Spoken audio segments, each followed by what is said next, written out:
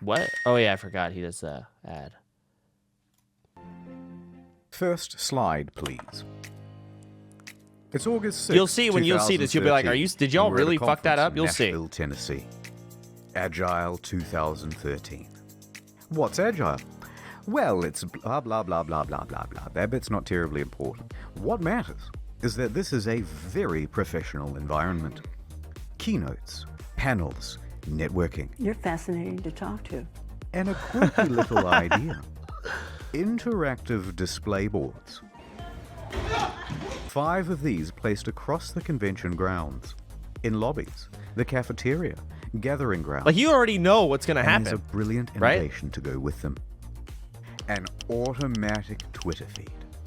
Simply use the hashtag Agile2013 and your unmoderated message will appear on the board.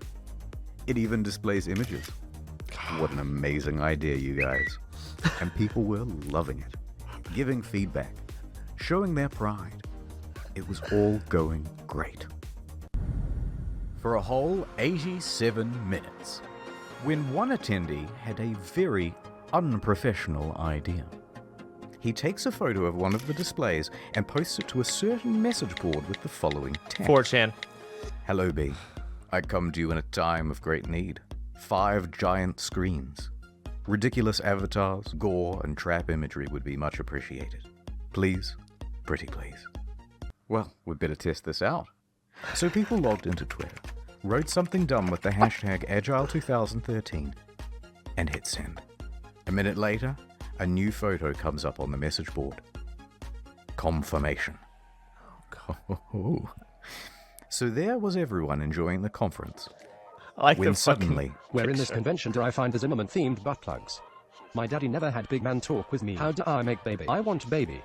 and from there it escalated. There's a guy having sex with a dead person in the Asians toilet. You should can be find me. ignored. They are only good for making a a tongue-punching team. fart. Asians should be ignored. They are only good for making electronics. Now, it didn't take long for Agile organizers to notice.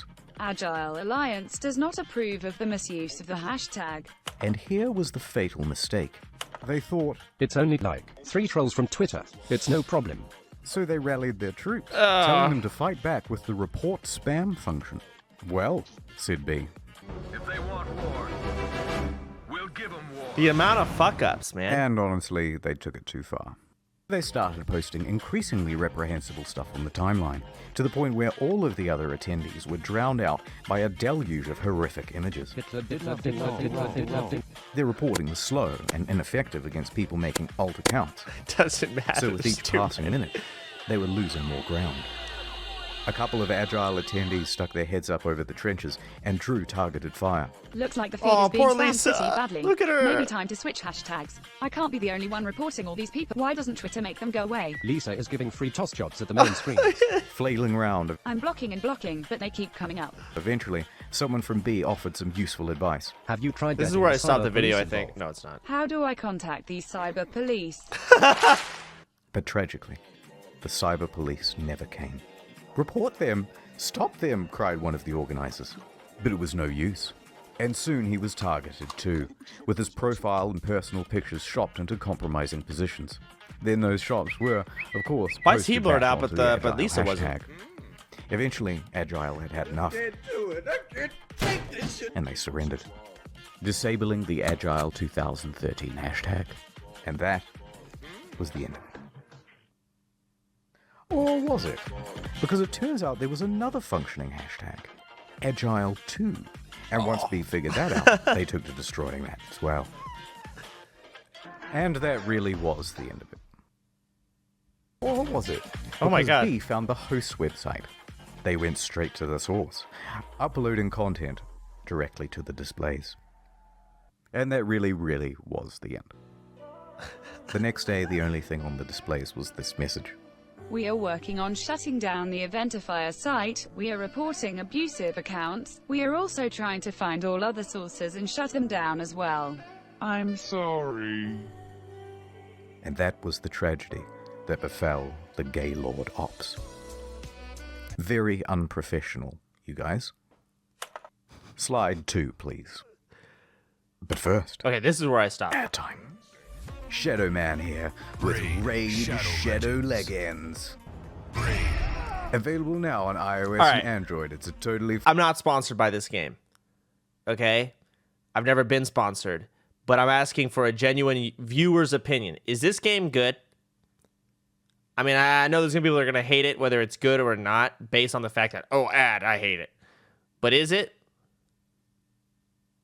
If y'all are still saying no, I'm just curious.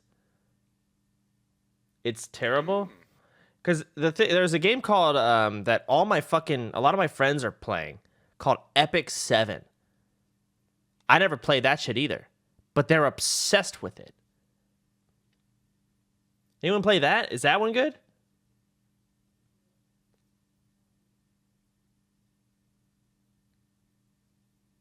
Or Epic 7? Something 7.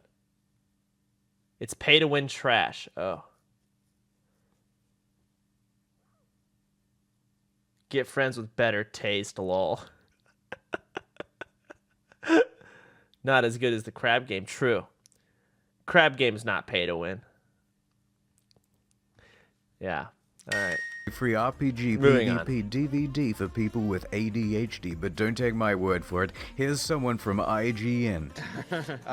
Look how many positive reviews it has. In fact, I bought another phone with my sponsorship money so I can dual-wield Raid Shallow Legion. You guys not have phones? Yeah. Dozens of upgradable characters, fleshed out storyline with... Wait, I just realized this is my one opportunity to say bad stuff about Shroud. I've watched almost every one of his videos. He'll never hear it because he always skips my fucking ads. Wait. Red Shady Lemons. I didn't skip but it. Don't take my word for it. Here's someone from You're Qualcomm. welcome. Mom, I've been playing for 2 days straight, and there's nothing you can do to stop me. Hey, wait, no, stop. Mom! Look at this one. I use this champion because she has a massive cock. Are you playing a fucking... Wait, is that bitch actually naked? Or did he just blur it as a joke? No, that's cringe. Champion because she has a massive cock. Are you playing a fucking console? Throw that in the trash, my dude. That's my dialysis machine. Your phone is the only dialysis machine you need. Giant boss fights, PvP battles, almost 10 million players. Are you playing yet? Get it with the code in the description and 10 get 50k million? silver and a free epic champion. What a twist! There's also big plans to update the game. Here's a roadmap for the next 6 months. Alright, get the game. I've been Shadow Man. Okay. Right, where was I? McDonald's is a business. It's a pleasure. It's a pleasure all mine. In January of 2012, they had a brilliant idea. Let us improve brand perception with Twitter. Let us appeal to the common man with hashtag Meet the Farmers. A campaign that informs them that our meat only comes from local, independent producers, and not from, as the papers report, orphanages. So they published this promo. And I don't think I've ever gone to work a day in my life.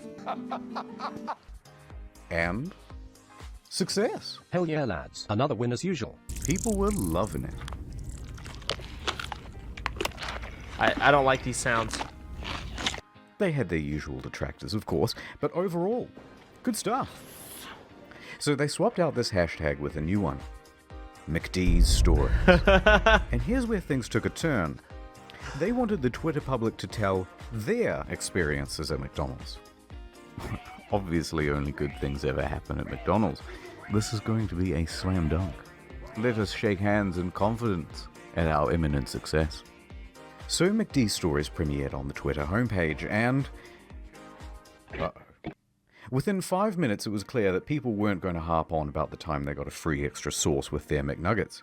Instead, they were going to tell McHorror stories. Here's just a select few. A McFingernail in my fries. A woman McSoliciting McSex in the drive-thru lane. McSex? I looked this one up, by the way, it's true. My friend claims that Ronald McDonald exposed himself to her as a child. Awful. McRats in the buns. Oh yikes, this one's real too. Go back there in the bun area. You're gonna find at least 3 racks that got droppings on them. Oh god, make it stop. Someone stop it now. But it was gaining traction.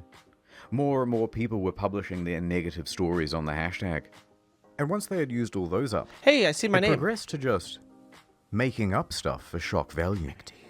I ate McDonald's as a kid, and I'm pretty sure that's why my father left. Closed eyes, sad face. I once saw... I can't say that. But that'll make anyone grimace. Thank you, thank you. Within 2 hours, they pulled down the advertising campaign and, in its stead, put up a far more innocuous little things hashtag. They had a few minor trolls there too, but it quickly faded into obscurity. The media jumped on the story, case studies were written, and lessons were learned about not giving the public an in. Listen, all these companies Or need like were they? a dedicated Zoomer. July To run 1st, these accounts. 2016. Create your own custom burger on this McDonald's website. Bun, meat patty, semen. Name your creation. Have it published on the website. Then vote on the best one and it will become an official item on the menu. You knew where this was going to go. I knew where this was going to go. How did McDonald's not? A poem, if you will. The sad European, a thin privilege to go. Bag of lettuce, no tissues, a Mein Kampf, just so. The atheist delight, with a side of fries. The toddler body bag, with double ketchup surprise. Pepe the sandwich, a rectal prolapse half-baked. Pound my behind daddy, comes with a shake. Girth. The area, a vision of Christ. A whole pineapple with your meal for 10 times the price. A tip for my lady, this one's gluten-free. It's still not too late to vote for Bernie. Whopper, no onions. Anatomical sandwich. Just grow up, you guys. Now, if you'll excuse me, I have to shower off Ron's creamy surprise. See, this is you fucking clown. I mean, yeah. Naturally, the press seized on it as much as the general public did, laughing at all the dumb sandwiches while also condemning them. Guys, come on, guys, this isn't funny, come on. The website was shut down and not much remains. Except for these. And also this text document I found, which has a bunch of other sandwich names. What ingredients were involved and what they look like, though, you'll have to use your imagination. Next slide, please. Prophylactics are serious business. Let us shake hands in both a fun and safe manner. I see this one is ribbed for my pleasure. Early 2013, Durex launches a revolutionary new app. SOS Condoms. Download, select the product, enter your location, and a condom will be delivered to you within an hour. Oh, perfect timing. Their emphasis was on discretion and anonymity when delivering the goods, and the delivery drivers were in disguise. Pizza delivery guy, police officer. I'm not sure that's legal. A gimmick to be sure. And some people thought it was An out-of-season April Fool's joke. But people tried it out and it really worked. So they rolled the service out over the tip of Dubai. What? Wait, this worked?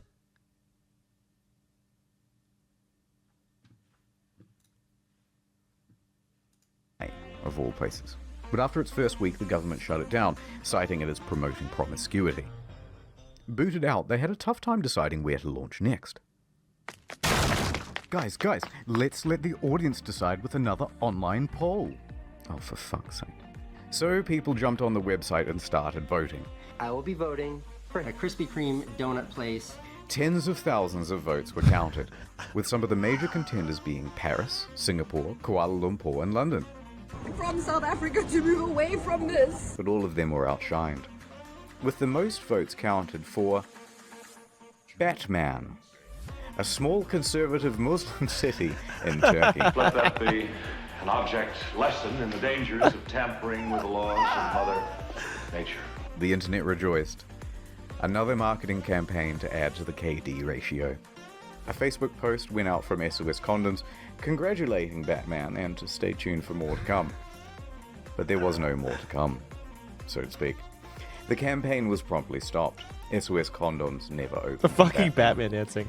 SOS Condoms never opened anywhere ever again. They went silent for months. Everyone moved on. SOS Condoms deleted their account and slipped forever away into obscurity. Pizza is serious business. Dude, it's crazy how many of these people fuck up. And they have a substantial social media presence. Domestic violence is bad. Bold statements only on this channel. Well, Twitter had a hashtag for National Domestic Violence Awareness Day. People were sharing their harrowing stories with the hashtag #WhyIStayed. These were all quite serious and dealt with some delicate and sensitive issues.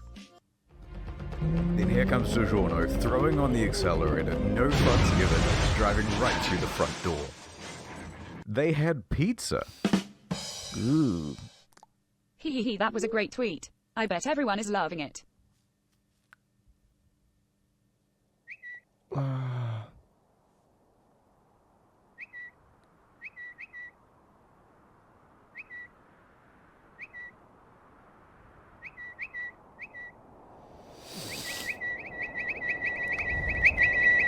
Precisely 0.1 seconds after they posted it, they must have realized it wasn't the wisest move.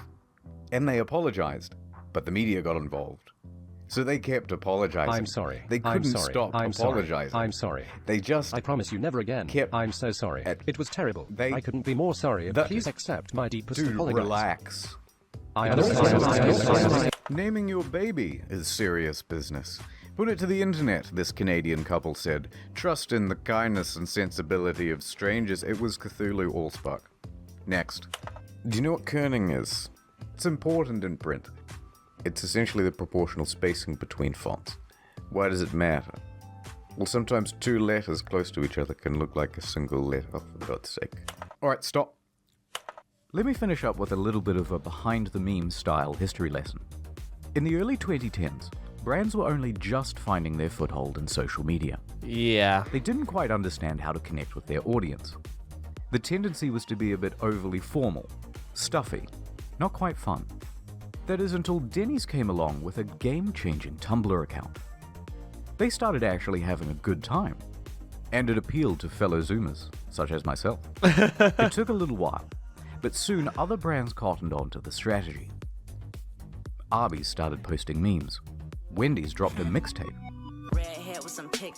And then went into a WWE-style feud back and forth with Burger King. Wendy's had a fucking live stream of Fortnite.